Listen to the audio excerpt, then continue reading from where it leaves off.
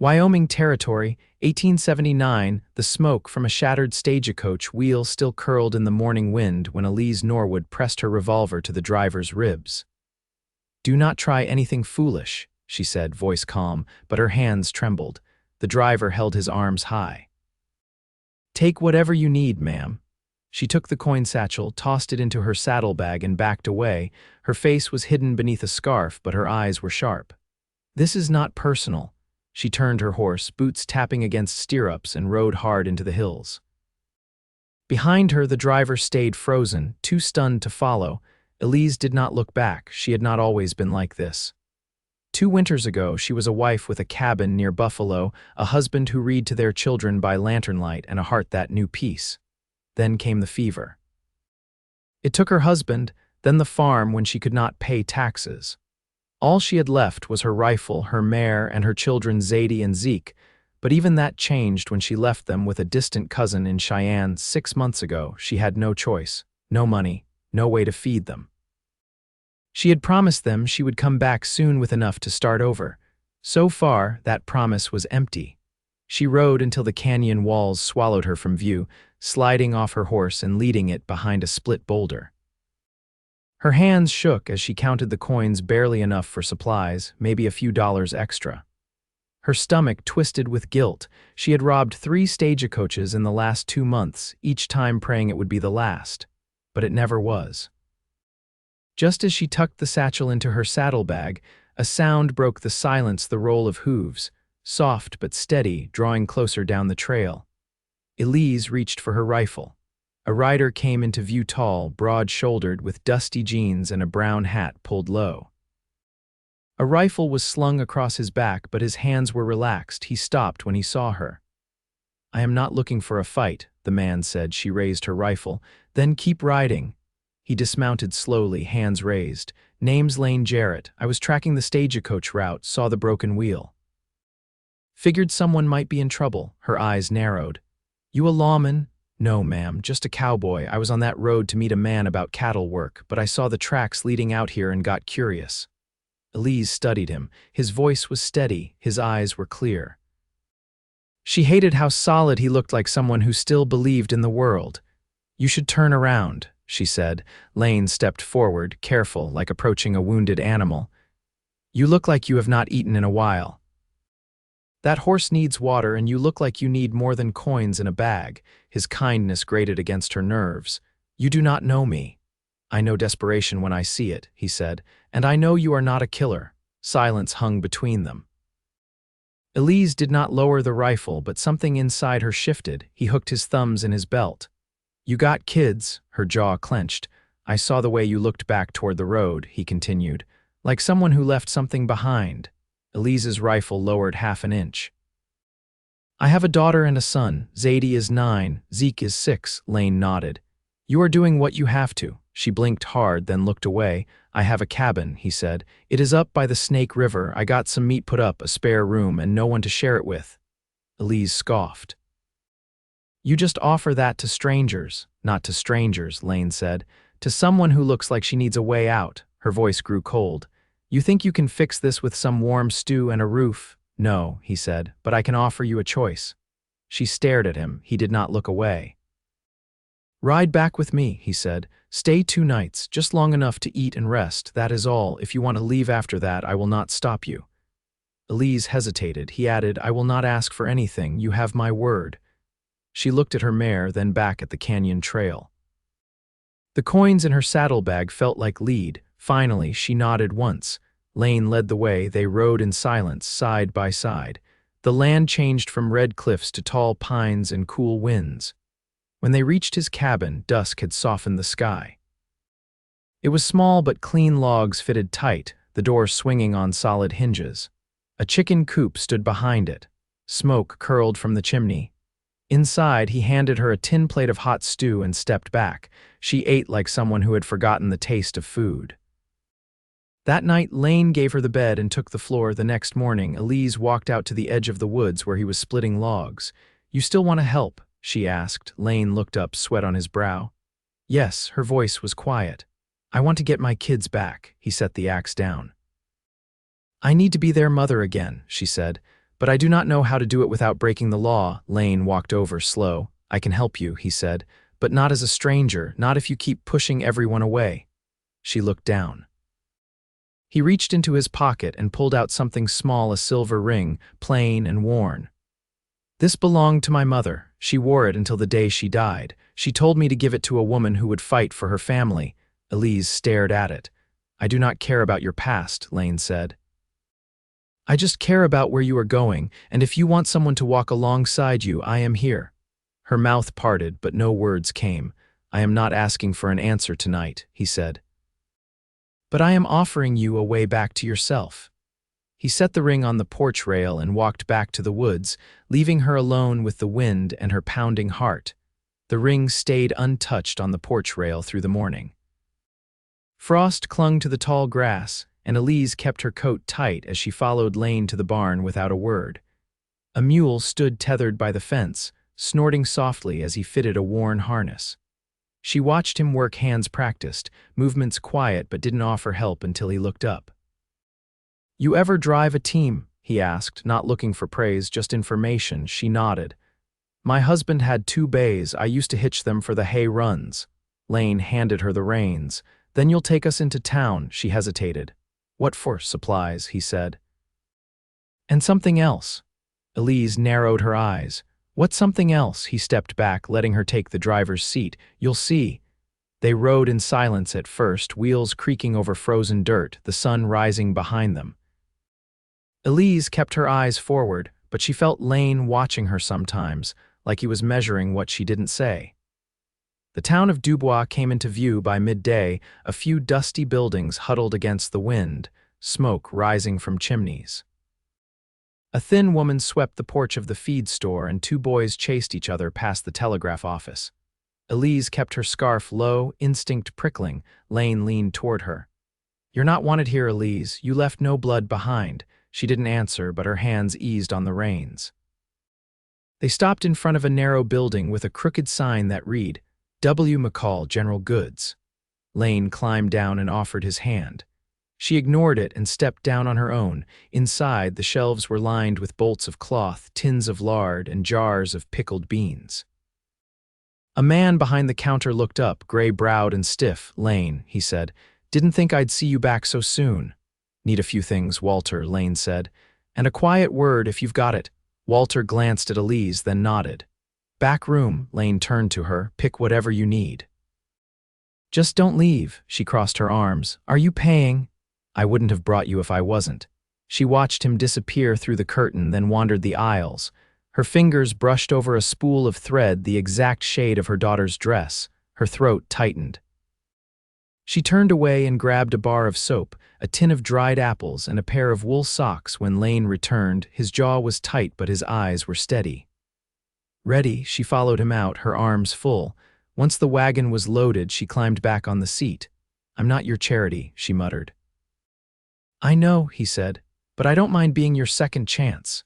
She stared at him, but he didn't elaborate. They rode north, wind tugging at her shawl. Midway home, Lane suddenly turned the wagon off the main path, guiding the mule toward a grove of aspens. Elise frowned. This isn't the way. I have to show you something. The grove opened to a small clearing with a wooden chapel, weathered and leaning slightly, the windows clouded with dust. The bell hung crooked above the door. She crossed her arms. I don't go to church. Neither do I, he said. But this place matters. He tied the mule with practiced ease. Come on, Elise followed slowly, boots crunching over dried leaves. Inside, beams of sunlight streamed through the broken panes. The pews were faded, the altar bare. Lane walked to the front and turned. This is where my sister married. She was 20, stubborn, and twice as fierce as any man I ever knew. Elise leaned against the doorway. What happened to her? Died birthing her second son. He looked toward the empty pews, but she loved with her whole self. No halfway. She let the silence stretch. I brought you here, Lane said, because I won't offer you a place to hide. You deserve a life you can stand in proud. Elise's voice was barely a whisper. I don't know how to be proud anymore. You don't have to yet. Just stay long enough to remember what it feels like. Outside, wind rustled the aspens like soft water. He stepped closer, not touching her. I meant what I said. I'll help you bring them home, but I won't do it unless you want to build something steady. She met his gaze. I don't know if I can trust anyone that much. Lane's voice was low. Then let's start with an inch. They rode back in the fading light. Elise said nothing, but her hands didn't tremble on the reins. That night, she didn't sleep in the bed. She brought her blanket to the hearth and sat on the floor beside Lane. Neither spoke, but when he passed her a tin cup of warmed cider, she took it. She didn't thank him, and he didn't expect her to. When dawn came, the ring was gone from the porch rail. She'd taken it with her inside. The first letter came on a Thursday, tucked under the flour sack on Lane's table. Elise found it after sweeping the hearth and folding the last of the laundry. The envelope was creased, the ink smudged from travel, but her cousin's name was clear in the corner. She sat down hard on the bench, heart lurching. Lane stepped in from the barn, wiping his hands on his pant leg. Something wrong? She didn't answer at first. Her eyes scanned the page, fingers tightening at the mention of Zadie's cough and the early snow in Cheyenne. No sickness, just cold. The children were well enough, but the cousin couldn't keep them through spring. She gripped the edge of the table. I need to go. Lane didn't flinch. Then we'll pack. I can't bring them here without something to offer. Her voice caught. Not like this. He crossed to the stove, poured water into the kettle. You want land? She looked up, surprised. What? I bought 80 acres 2 summers back, old homestead just east of the ridge, needs work. Roof leaks, pastures gone wild, but the bones are good. He paused. It's yours if you want it. Elise stared at him. You just hand me land. I'd build with you, he said. Not for you. She looked down at her lap, the ring now resting on her finger, thin and cool against her skin. I don't want to owe you, you won't, he said. But I'd like to be there when you come back with them. She stood then, slow and quiet, and walked to the door. The wind outside smelled of pine and damp earth. She didn't turn around when she said, Then we start fixing that roof tomorrow. They worked with little talk. Lane showed her how to set a rafter brace without splitting the beam. Elise climbed the ladder with a hammer and didn't ask for help. Her hands blistered, her shoulders burned, but the pain sat right inside her earned. By the third day, the roof held steady against an afternoon storm. They sat beneath it in silence while rain tapped the shingles above. That night, she placed a folded list on the table, things the children needed. Wool for coats. A second set of boots. Sugar, if it could be spared. Lane read it and added a few lines in his own hand. You think they'll like it here? He asked, not looking at her. They'll like the quiet, she said, and the space. He nodded once. We'll fence the east pasture first, keep predators off. She hesitated, then said, Zadie's afraid of coyotes. I'll cut a bell for the door, he said. Keep her mind at rest. The next morning, she saddled her mare alone and rode west with a pouch of coins and Lane's rifle strapped to the saddle. He didn't follow. He just watched from the porch, one hand on the railing, his hat low against the sun. She returned 5 days later with 2 children tucked in the wagon bed and a fresh scar across her forearm from a wagon hitch that slipped along the trail. Zadie's eyes were wary, Zeke's quiet as a shadow. Elise helped them down, then stepped back, unsure. Lane crouched in the dirt and offered Zadie a small carved horse, its legs worn smooth. He don't have a name yet, he said. The girl took it without a word. Zeke clung to his mother's skirt until Lane pointed toward the coop. Got a hen back there, lays brown eggs the size of a man's fist. Zeke blinked up at him, then slipped away without speaking. Zadie followed close behind. Elise didn't move. Lane met her eyes. They'll make their way. She nodded once, her throat tight. At supper, Zadie ate with one hand on the horse's back. Zeke sat between his mother and the window, watching the trees. Elise spoke little, but her shoulders no longer curled inward. That night, she didn't sleep on the floor or in the bed.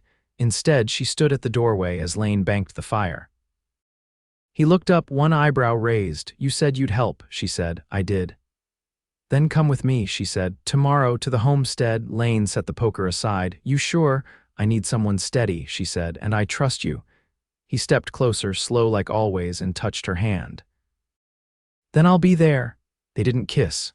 Not yet, but her fingers curled into his and she didn't let go. By late March, the snow had thinned to patches tucked in the shadows of the cottonwoods, and mud clung thick to wagon wheels. Elise stood at the edge of the new homestead, sleeves rolled past her elbows, a crowbar balanced in one hand as she studied the doorframe Lane had pointed out as warped. The boards had buckled inward, likely from years of spring runoff seeping beneath the sill. She set the crowbar down and pressed both palms to the wood. Lane approached from where he'd been marking fence lines, shoulders streaked with sawdust. "We can cut a fresh lintel from that pine that came down by the creek. Should hold better." Elise didn't look over. "This place feels like it's been waiting too long." "Then we'll make it feel tended again," he said. "Places remember that." She turned to him, brow furrowed. "You ever fix something this far gone before?" He tipped his hat back. "I've fixed horses with one good leg and a will to live." "I figure wood's easier." She exhaled through her nose, not quite laughter, but close. Then she nodded toward the barn's slumped roof. "We'll need more than nails, that ridge beam's sagging near in half." Lane followed her gaze. "I know a sawyer in Riverton, owes me for a winter job. I can ride out tomorrow, see if he'll part with a spare beam." Elise pulled her braid tighter. "If you go, I'll need to stay and keep the little ones close. Zadie's been marking the trees behind the house with bits of yarn. She's afraid she'll get lost." "She won't," Lane said. "But I understand." "She's still not speaking much," Elise said, quieter now. "She watches everything, though, every move I make. She's watching to learn if it's safe to hope again." Elise looked away.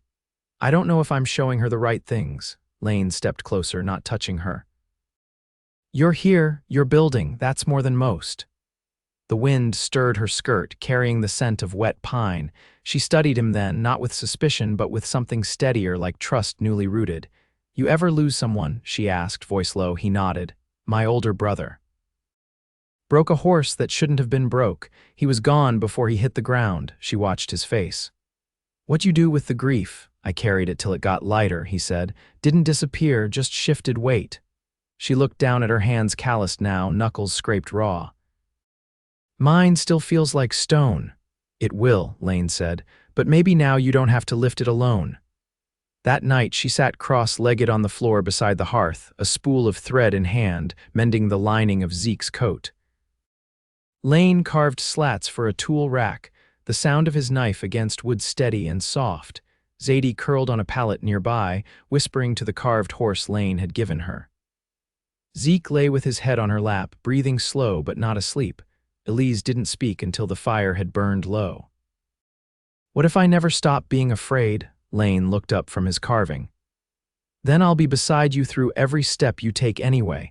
She met his eyes, and for the first time since the fever took her old life, she didn't look away. At dawn, she found a folded scrap of paper on the table, Lane's careful hand listing timber lengths and supply needs. At the bottom, he'd written, "Back by Sunday, let them know they're safe here." She tucked the list in her apron, then stooped to stir the embers back to flame. She had fence posts to dig and a map of yarn strings in the woods to walk with her daughter. No more running. Nothing left to rob, only things to build and people to build them for. Lane returned late on Sunday, as promised, with timber strapped to the back of the mule and a coil of fence wire coiled tight over his shoulder. His hands were raw from the haul and his voice hoarse from the chill, but when Elise stepped out to meet him, he only said, "They had the beam. Took some barter, but it's ours." She didn't reply right away. Zeke had fallen asleep on her hip, and Zadie stood behind her, arms wrapped around the porch post. Elise shifted the boy gently to her shoulder and said, "The pasture's marked." "East side's got more stone than I figured." Lane nodded, brushing sawdust off his coat. "We'll clear it slow, no need to force things." That night, after the children had gone to bed with bellies full of cornbread and boiled carrots, Elise set 2 mugs down across from him at the table. The lamp between them flickered against the window pane, and the wind sang low through the eaves. "Your mother," she said, turning the mug in her hands. "What was she like?" Lane leaned back slightly, fingers curled around the handle. "She believed in work. Never let a man idle if his hands weren't broken, but she had a soft way with little ones, used to sing while she stitched, nothing fancy." Elise watched him closely. "Do you remember the songs?" "Bits of them, mostly the rhythm." He looked over at the fire. "She died when I was 20, went quick. No long illness." Elise looked down. "I don't know what peace looks like anymore." It looks like mornings without dread, he said, and nights where you don't flinch from the quiet. She let the silence hang. Then she said, Zadie asked me this afternoon if she was still allowed to laugh. Lane's jaw tightened, but he didn't speak. I told her yes, but I wasn't sure she believed me. She will, he said. If you show her what it looks like. Elise reached into her apron pocket and pulled out a folded square of cloth. Inside was a button, dark wood, carved with a tiny star. Zeke found this in the barn, thought it belonged to you. Lane took it, turning it over between his thumb and forefinger. Used to be on my old coat. He set it on the table, then looked at her. You never told me what you want this place to be. Elise took a slow breath. I want it to be the kind of home where my children don't hold their breath when the door opens. Where I don't have to run. Lane reached across the table, palm up. Not demanding just there, her hand found his without hesitation. In the weeks that followed, the four of them worked like a single unit. Zadie helped paint the coop with leftover whitewash, her brushstrokes careful, while Zeke followed Lane to the pasture each morning, dragging a stick behind him like a plow. Elise built shelves, dug potatoes, stitched new curtains from old feed sacks. The house grew warmer, not just from the stove. One morning, as Lane and Elise stood side by side in the lean-to measuring planks for a chicken gate, he said, There's a preacher comes around once a month, doesn't ask questions, marries folks if they ask. She didn't lift her eyes from the plank. You asking? I'm offering, he said. She finished marking the wood, then looked at him. You sure you want to be bound to someone with my past? I want someone who's still here after all she's lived through, he said. I want you. She didn't speak again, not with words. But she reached out and rested her hand on his chest, just above his heart, and left it there a long moment. They married under the cottonwoods, with Zadie holding her mother's hand and Zeke clutching Lane's coat. The preacher said his words with a voice low and steady. The ring Lane had given her back in winter was still on her hand. It hadn't left her finger since. That night, as the children slept in the loft above, Elise stood by the window, watching the wind move across the pasture. Lane came up behind her and wrapped his arms around her waist. You ever think we'd get here? She asked. No, he said, but I hoped. She leaned back into him. I feel like I can breathe again. He kissed her shoulder. Then let's keep breathing together. Years passed. Zadie grew into a clever, sharp-eyed girl who took to mending harnesses and drawing wildflowers in the margins of seed ledgers. Zeke learned to ride by the time he was 8, and by 10, he was helping Lane mend fences without being asked. Elise never rode out again with a rifle strapped to her back. She no longer needed to. Her hands stayed busy with earth and children, with baking bread and brushing snow from the porch rail. Her laugh came easier. Her silence became a comfort, not a shield. Every spring, Lane planted more than he needed, just in case someone else came through hungry. And every night, before the lamp was turned low, he would rest his hand over hers where it lay on the table, and she would curl her fingers into his. They were not rich. They didn't need to be. They had land that held them steady children who grew strong and kind, and a love built slow from the inside out. It was a quiet happiness, but it rooted deep, and it held.